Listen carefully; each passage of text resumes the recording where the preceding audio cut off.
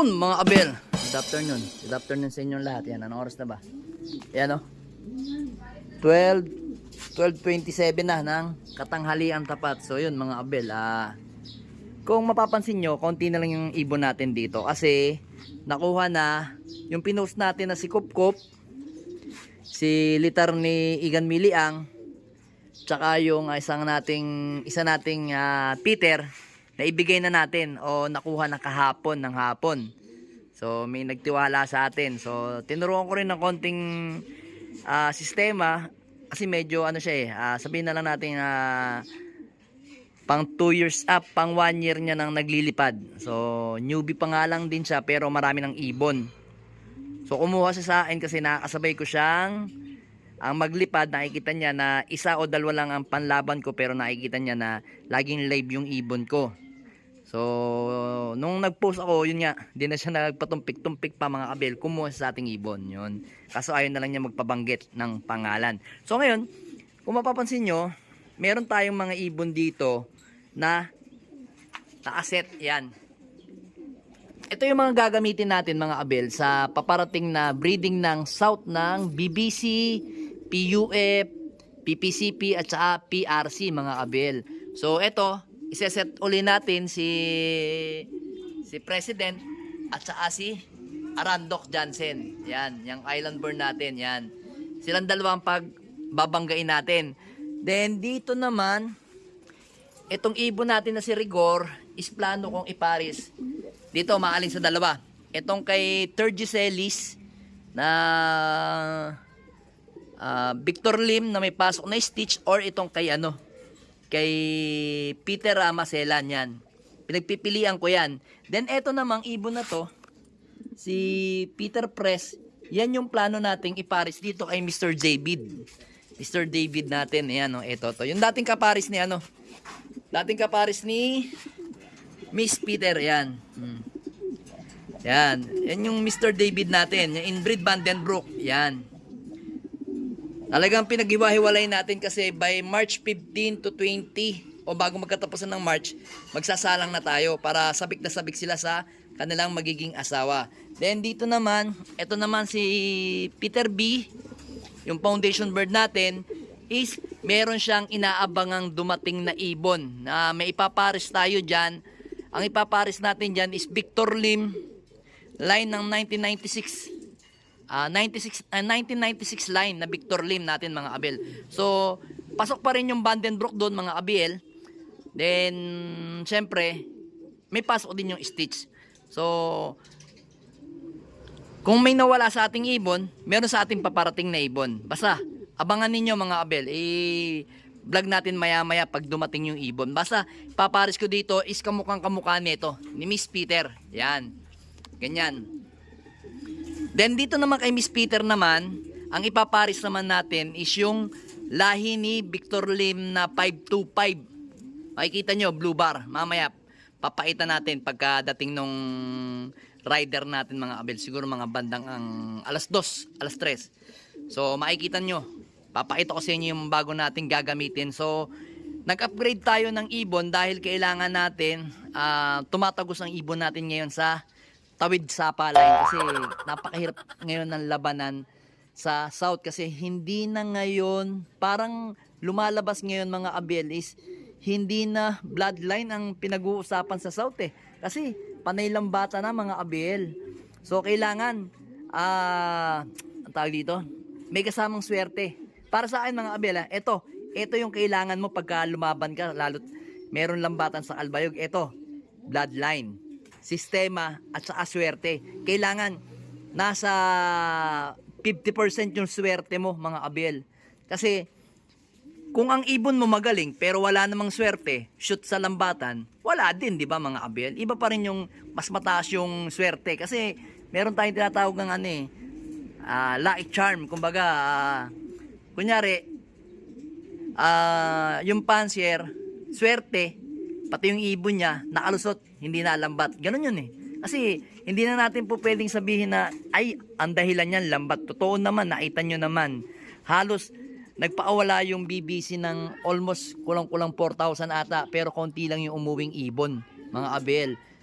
iilan na lang yung live namin. 400 ang live namin na Young Bird kasama si Peter na anak nito, si Peter 3. Ayun nga, hindi umuwi.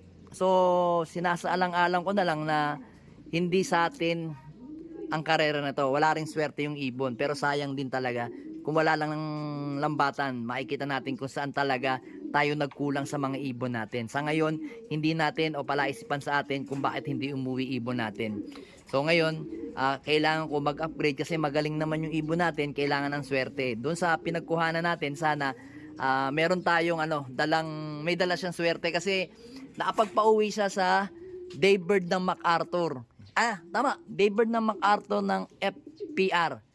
So yun, bahala na lang kayo kung sinong doon sa mga nag-Daybird, mag-ano kayo, pag-isipan nyo na lang kung sino, pero hindi si Sir Tommy De Vera, no, hindi yon. Kasi hindi natin kaya yung presyo niya. Basta, isa sa mga yon, pero lang kay Sir Tommy De Vera, ang hindi nyo pipiliin. So, alam ko 4 lang ata sila o 3. Basta, yon. Ka-combine niya mga abel, doon tayo kumuha. Pero bigyan ko kayo ng isang tip. Kasi doon sa pinagkuhanan ko, iisa lang yung bloodline niya. Lahi lang ng kay Alano Loop, yan.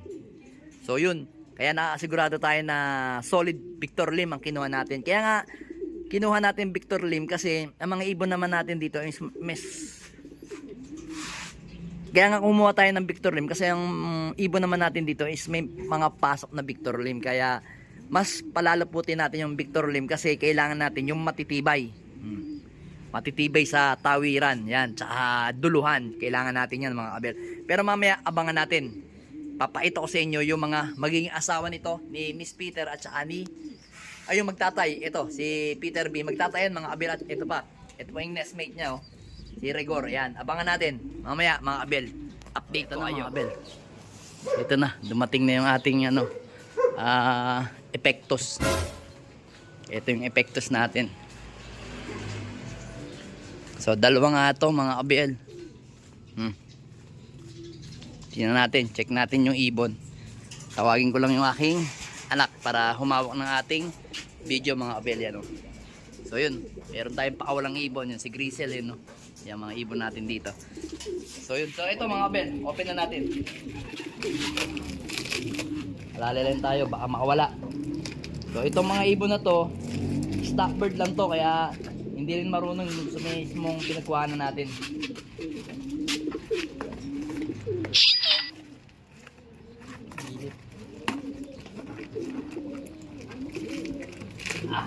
Ito yung ibon, ito. Ito yung hen, ay, ibon. Okay lang yan, walang problema yan. Taro lang yung ikot na yan. Ito mga kabel, oh. Ito yung una nating hen. Ayan, nakikita nyo. Ito yung lahi ng ito yung lahi ni 1996 line na may pasok na 114. Victor Lim din mga kabel, ito. Ayan. Ibon, kita nyo. Gandang mata, oh. Solid, oh. Yan siya. So, ito sabi nito, na-apri ko na to. Kaso nga lang, ang ibon o yung feeding nila is 1 day eat. So, ngayon, hindi naman agad natin ito isasalang. Ang gagawin natin dito, condition natin ng konti. Mga 2 weeks. Pero pwede na to. Yan, oh. Ang singsing nito is guarpa. Etong singsing nito, pinasingsing sa kanya kaso hindi kinuha. Ibon, napakagandang ibon, solid, oh. Victor Lim to. Solid na Victor Lim to mga kabel, oh. Kita nyo naman, oh. Gandang ibon, solid. Hen siya. Ayan. So dito natin siya ilalagay. Kay Peter P. Yan. Yan. Ito nyo. Yan yung hen. Pinamin natin dyan. Yan. Gandang ibon. So, dito naman tayo mga kabel. Sakak naman tayo. Hen pala yung una.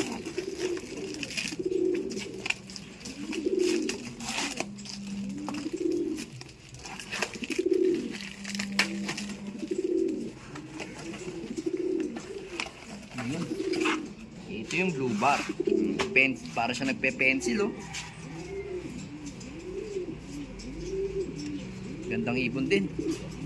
Solid to. Kahit isang beses, one day, eat lang to, pwede. Pero pwede ang katawan, oh. Ayan, mga kabel, oh. Kita nyo, pansinin nyo yung mga mata niyan. Tsaka yung isang hen na yun. Same na same lang. Ito naman is may pasok to na 525 ni Victor Lim.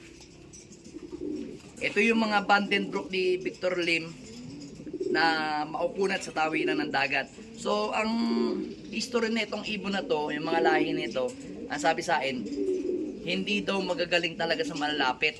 Kumbaga, mabagal lang sila. Pero pagka habang lumalayo, dun gumaganda ang lipad ng ibon. Kita nyo, pansinin nyo yung mga mata. Tutok mo, ano. Ban, yan. Ganda, di ba? Kita? David lang. Dito. Yan. Ganda ng mga mata, oh. Solid, oh. Stockbird lang to. Ito is nagkakaedad to ng 2022 to. So, ano to? 23, 24, 25, 4 years na. Mag-aapat na taon.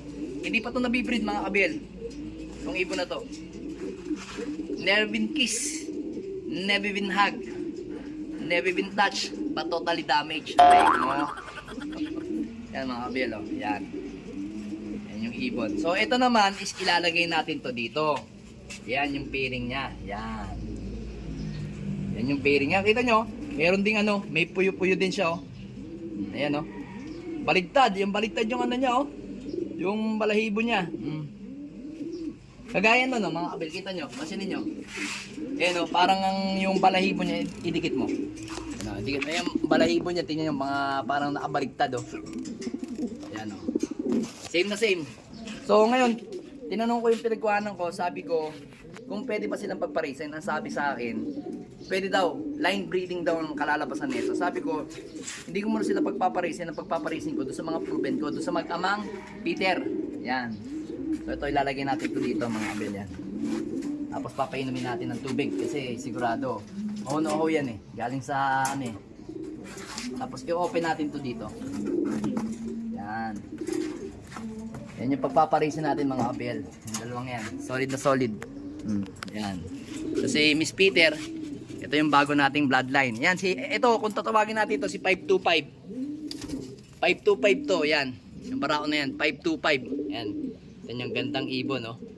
Si 525. Then, ito naman si 1114. Yan. Tatlong 1, isang 4. Yan. So, yan yung mga bago nating bloodline. Mga Victor Lim. Nag-upgrade tayo para magagaling sa tawiran ng dagat yung mga ibon natin, mga kabel. So, syempre, hindi pa rin naman sigurado kasi susubukan pa natin. Doon sa pinagkuhanan natin, tested and proven. Syempre, pag lumipad sa atin, iba na ang sistema, mga kabelo. Yan. Gandang ibon, solid. Lalo na to, itong baraong, gandang-ganda ako. Solid tong baraong na to. Yan. Sana mag-produce sa atin ng maganda to. Yan, kitang-kita nyo, nakabaligtad yung balahibo sa dibdib, ha. Yan. Alright.